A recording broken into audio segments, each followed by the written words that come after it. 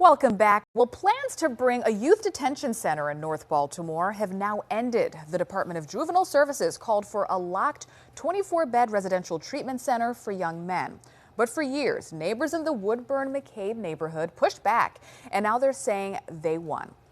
Well, that's the subject of a new report from our media partner, the Baltimore Banner.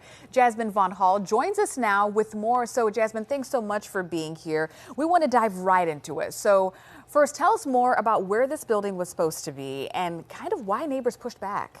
Right, so this building was actually supposed to be in the footprint of a juvenile services building that's already there.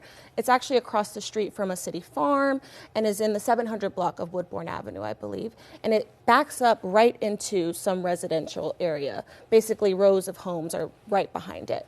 And I want to say that residents really boiled it down to perception, what other people might think about the neighborhood, sort of seeing this building surrounded by a 14-foot fence, and if that could jeopardize their property value and also future investments.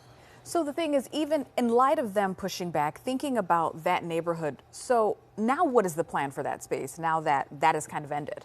So it looks like it's going to continue being what it is right now, which has a program that's an alternative to detention. So that's basically what DJS is using it for at the moment. Geez. So Jasmine, so how did the plan shake out in front of the Maryland General Assembly in light of this? So there was definitely some funds put aside for this project, and actually there was a suggestion to cut this funding early on in the process until the Department of Juvenile Services basically created a master facilities plan, and then Secretary Vincent Schiraldi actually pushed back on that and said that they couldn't envision a master plan without there being access to a residential treatment center here in the city.